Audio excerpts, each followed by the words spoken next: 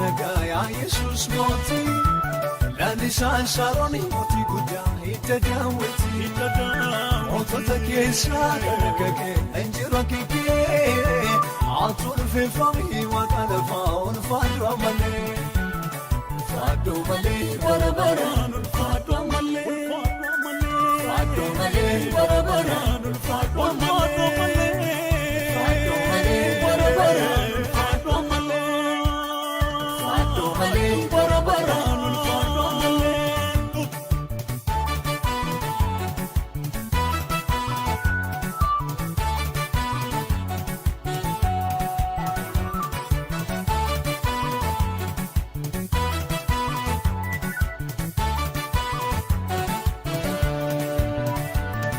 Saganu akoterwa moti godon finike Saganu kanduanive moti godon finike Barika sinjijire moti godon finike Otira tabarabarane moti godon finike Najiratan nichilbu kabu nenyure Simale nenyure Simale nenyure Simale nenyure Simale Rejete ka ufna bokogo nenyure Simale nenyure Simale nenyure Simale nenyure Simale umne bishen jiratu nenyure Simale nenyure Simale nenyure Simale nenyure Simale wagarata inuli mullatu nenyure Simale nenyure Simale nenyure Simale nenyure Simale Chakarani ongafanaga Yesus moti Lalisan saroni moti guda itadawati Otota kesa kake enjiro kike Atul fi fami wa kalfaun fadwa male Fadwa male barabaran fadwa male Fadwa male barabaran fadwa male Fadwa male barabaran fadwa male Fadwa male barabaran fadwa male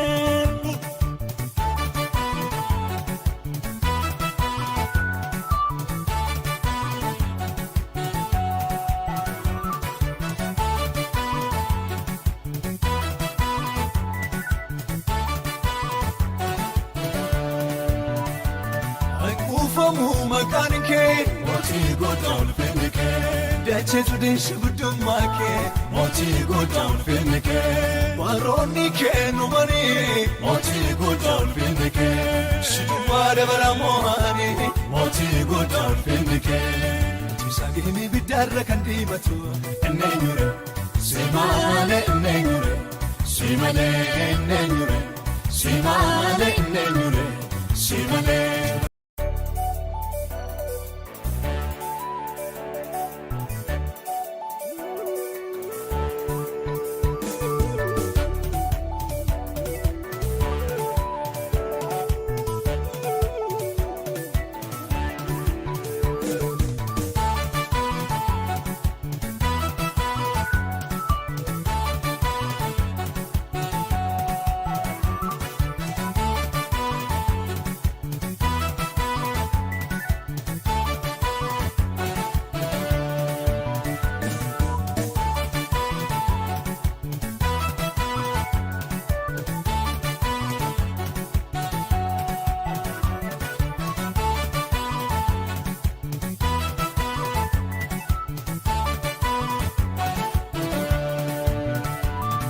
Chakarani ongafanaga Yesus moti Lalisan saroni moti guda itadawati Otota kesa kake enjiro kike Atul fi fami wa kalfaun fadwa male Fadwa male barabaran fadwa male Fadwa male barabaran fadwa male Fadwa male barabaran fadwa male Fadwa male barabaran fadwa male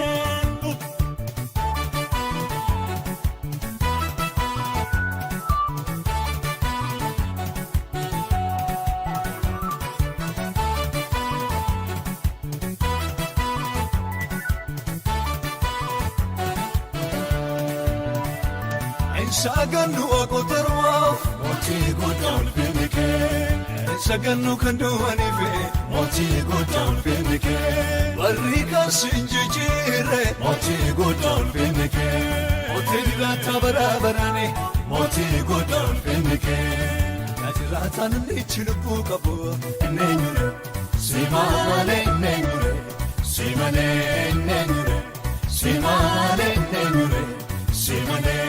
Jete ka ufinna bokogo ennenyure simale ennenyure simale ennenyure simale ennenyure simale kunne bishen jiratu ennenyure simale ennenyure simale ennenyure simale ennenyure simale magarata enuri mullatu ennenyure simale ennenyure simale ennenyure simale ennenyure simale chakarani ongefa nagaya yesus moti lalisa sharoni moti guda itadaweti otota kesa nagake ejiro kike atul fi fami wa kalafa ulfatu amale fatu male barabara ulfatu amale fatu male barabara ulfatu amale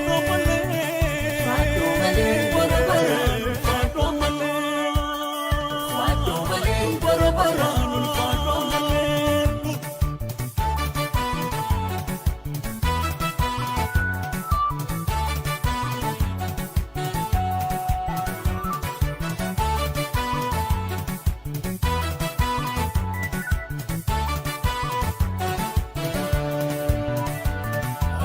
Famu makanike moti guddaa ulfinni kee dacheetu deesha guddummaa kee mootii guddaa ulfinni kee warroonni kee numanii mootii guddaa ulfinni kee shidummaa dabara moo'anii mootii guddaa ulfinni kee isageeni biddaarra kan diimatu eenyure simale eenyure simale eenyure simale eenyure simale magaalana arrani tarkaanfatu eenyure simale eenyure simale eenyure simale eenyure simale.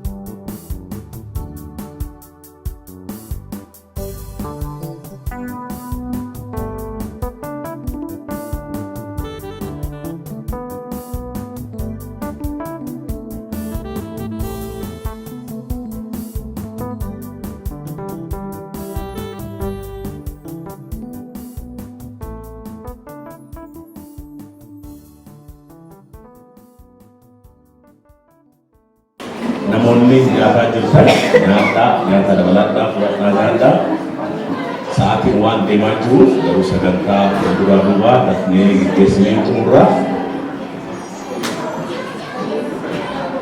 Amma kanarratti aansuudhaan yeroo naafleetiif namoonni kennaa qabatanii dhuftan yoo jiraatanii fidanii asitti kennitu isaan ammoo maatiin isin harkaa fuudhu achuma namoo fotoogiraafii waliin kaatanii yeroo fotoogiraafii fi yeroo giftii walii jijjiirru yookiin yeroo kennu ta'a achiin booddee maatiin waan jedhan waan qabanii fi isaaniif yeroo kennine ajeeluma gara waaqeffannatti deemna akkas goona. Yeroo kennaa fi dhiyaata.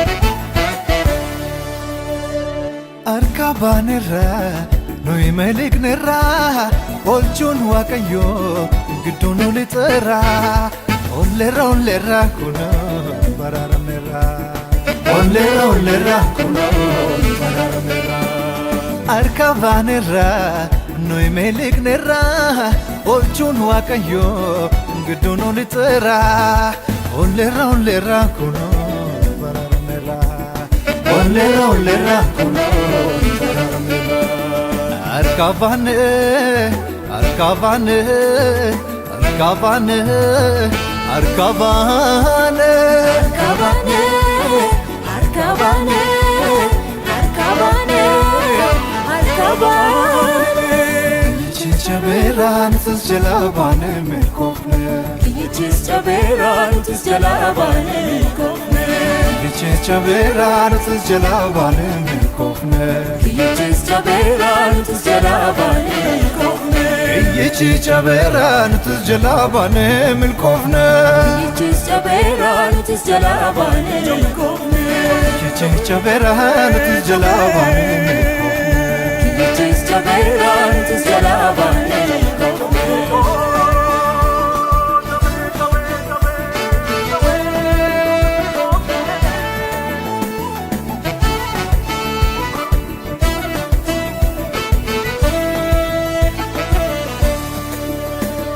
Inni gogeemmise waaqayyo nu kiise daangaa keenya mootiin ittuma bal'ise.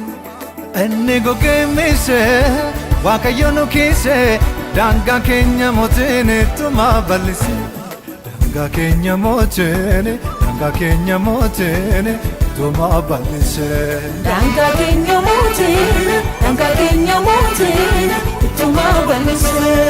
Arkabanirra nuyi maliknirra olchuun waaqayyoo gidduun olixirra ollerra kuno baraaramerra ollerra kuno baraaramerra Arkavane Arkavane Arkavane Arkavane Arkavane Arkavane Arkavane Arkavane Chichaberan tusjalabane melkofne Chichaberan tusjalabane melkofne Chichaberan tusjalabane melkofne Chichaberan tusjalabane melkofne Chichaberan tusjalabane melkofne Chichaberan tusjalabane melkofne Chichaberan tusjalabane melkofne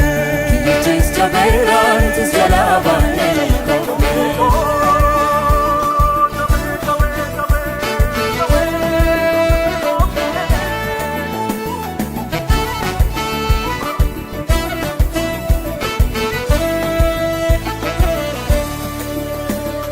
Inni gogeemmise waaqayyo nu kiise daangaa keenya mootiin ittuma bal'ise. Inni gogeemmise waaqayyo nu kiise daangaa keenya mootiin ittuma bal'ise daangaa keenya mootiin ittuma bal'ise daangaa keenya mootiin ittuma bal'ise harka baanerraa nuyi miliqnerraa olchuun waaqayyoo gidduun olixeeraa olleerra kunoo baraarneerraa olleerra kunoo harka baane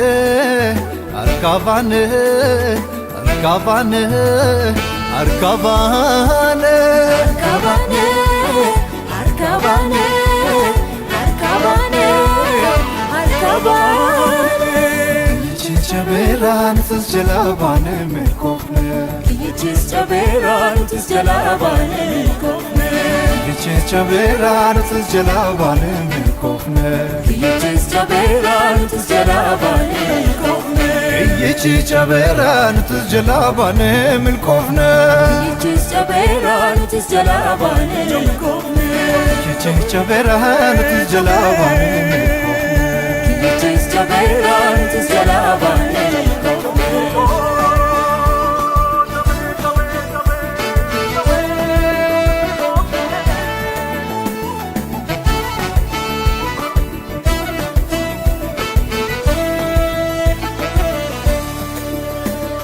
Inni gogimise waaqayyo nu kiise daangaa keenya mootiin ittuma bal'ise Inni gogimise waaqayyo nu kiise Isinillee gammachuu keenya wanta argamtaniif isin akka irraa keenya dhageettanii maatiin keenya warri dhuftan waaqayyo isin haa eebbisu. Eebbifama. Sagalee waaqayyo akkuma jedhu waaqayyo waan guddoo nuuf godhe nus warra gammachuu taanee jedha sagaleen waaqayyo. Waaqayyo waan guddaa nuuf godhe naafileetiin nuuf kenne isa sababeeffannee waliin gammanna jennee maatii isin affeerree baga waliin waaqeffatuu fi gammachuu keenya irratti argamtanii waaqayyo isin haa eebbisu. Galata lama qabaanadha. Maqaan waaqayyo eebbifame haa ta'u. Galanni tokkoffaan waaqayyo naafileetiin nuuf kenne. Maqaan waaqayyo kan ulfaate haa ta'u. Naafileetiin wanti baafamee waaqayyo nuuf fide. Wanti waaqayyo namaaf fide hundi nu baane. Maqaan waaqayyo kan ulfaate haa ta'u. Yeroo tokko cheerchi achitti yeroo waaqeffannu yeroo kadhannaa qabna ture. Yeroo kadhannaa qabnu keessatti namni waaqayyo jaarsuu hundaa kennaa Salamoon kadhataa ture. Afobbaadhee kadhataa ture. Gurratti na hasaasee waaqayyo si dinqisiisaa yeroo waraanaa keessatti daa'iman si eebbisaa sarpiraayizii si godhaa naan jedhe. Maqaan waaqayyo kan ulfaate haa ta'u. Sarpiraayizii isa qabannee dhufnee mee galata guddaa waaqayyo kenna. Maqaan waaqayyo kan ulfaate haa ta'u. Dingata waaqayyo sarpiraayizii si godhaa naan jedhe. Guyyaa kana miliikitaaf qabadhu naan jedhe Salamoon guyyaa sana. Guyyaan sun guyyaa addaati. Maqaan waaqayyo kan ulfaate haa ta'u. Waaqayyo yeroo isaatitti sa'aatii nu barbaade nutaan sa'aatii nuufilee nu kenna. Yesuus gooftaa. Nuti tokko yeroo barbaannu yeroo kennan waan baay'ee barbaanna ta'uu danda'a. Yeroo fi barbaanne argatuuf yaalataa. Garuu yeroo waaqayyo namaa fide yeroo waaqayyo namaa kenne waaqayyo sarpiraayizii namaa godha. Waaqayyo nama gammachiisa. Waaqayyo nama eebbisa. Namoonni waaqayyo irraa sarpiraayizii eeggatan. Namoonni waaqayyo irraa guyyaa tokko waaqni gara dhiyee dhufa jettanii eeggatan. Waaqayyo guyyaa sarpiraayizii dingata mana keessan isin haasa'e. Warroota dhuftanii ajjirtan warroota deemanillee waaqayyo tasa dhufa waaqayyo. Waaqayyo gara mana namaa dingata dhufa. Namaan maratee dhufa. Beekalatee dhufu. Sarpiraayizii waaqayyo guyyaa isaatti gara manaa nama hundumaatu dhufa. Mana keessa hundumaa sarpiraayizii eebbaa gammachuun waaqayyo isin haa yaadatu. Waaqayyo isin haa eebbisu eebbifama. Mee sagalee waaqayyo galata kenna. Sagalee waaqayyo maal jedha? Waan hundumaa irratti waaqayyo galateeffadha. Daa'ima yoo argattan hin jedhu, yoo fayyaa qabaattan hin jedhu, yoo foon qabaattan hin jedhu, yoo isin guute hin jedhu, yeroo gammaddan hin jedhu, yeroo gaddatan hin jedhu, maal jedha? Yeroo hundumaa waaqayyo galateeffadha. Maqaan waaqayyo ulfaate haa ta'u. Waaqayyo saba kana godhee dhiisiti yeroo saba kana godhee waaqni keenya waaqa galateeffatu. Waaqni keenya waaqa ulfeeffatu. Waaqni keenya yeroo hundumaa waaqa maqaan isaa waliin jiru. Maqaan waaqayyo ulfaate haa ta'u. Inni lammaffaan biyyoota abbaan jedhu gubee ture. Yeroo gara afurii sajjanii ta'e ture. Yeroo sadaffaatti beellama naanneetiif barsiisee kabajuu fi ujjirru yeroo sadaffaa sarjarii ta'e. Yeroo sanallee waaqayyo dhaqqabee yeroo kaan ta'e na jennee sarjarii beektanii fayyu yeroo jiru keessatti umurii abbaan iyyatee sarjarii ta'uuf hospitaala seeneedha maal ta'e waan jirtu keessa kiyya deddeebaa ture. Anammoo gammachuuf qophaa'aa guyyaa eebba waaqayyo na eebbisee eebba waaqayyo naa kennee waaqayyoon galateeffatu guyyaa hubadhee beellamadhee jiru wanti kun yeroo ta'u waaqayyo akka fedha isaa haa ta'u jedha waan kadhataa ture siifan kadhataa turte dhiingata yeroo yeroo dhaabbaa abdii kutee gaddaa ture yeroo arfaffaatillee waaqayyo malee karaa maalee abbaa biyya fayyisee hambisee mana kiyyatti gaddi hungal udumaasuu mana kiyyatti hungal waaqayyo godhakkaa ba'e warra galataa godhee mana keenya akkanatti gammachuu galataa carraa isa nuu kenne kanaaf yoo malee waan kanaa galatee waaqayyo kan ulfaate haa ta'u waaqatu nama jiraachisa waaqatu carraa namaaf kenna carraa kan namaaf kennu waaqa qofa diinni carraa namaaf kenna kanaaf waaqayyo waan guddaa nuuf godhee nunnee nu galataa taane kanaaf maatii kiyya maatii jaalala namoota jaalala hundumaa wajjin gammachuu kiyya kan akka qoodantan wanta waaqayyo naaf godhe kanallee namoonni akka gammadanii waaqa kiyya guddaa kanaaf ulfina akka kennitanii asii waliin nyaannee waliin dhufnee akka waa galateeffannu yeroo kanatti ammallee hojii isaa haa ta'u ammallee hojii isaa haa ta'u kana caalchillee waaqayyo galateeffachuu dandeenya. Waaqayyo yoo malee caalaa galateeffata naa galateeffata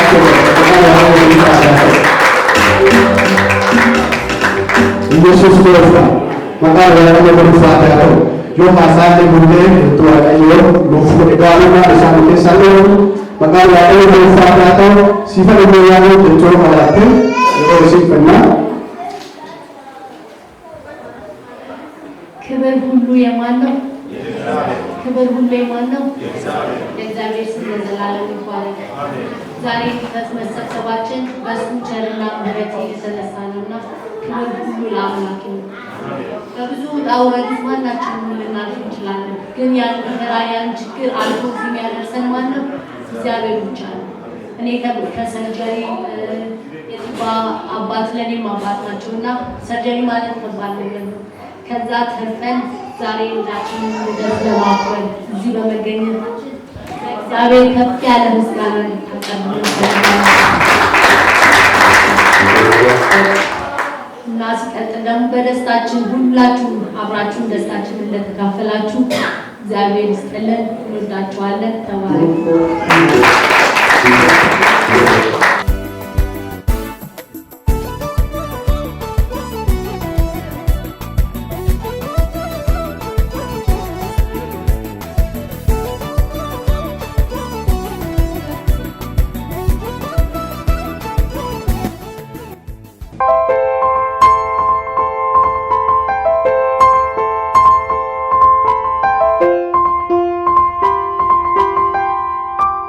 Awash Media and Marketing Promotion.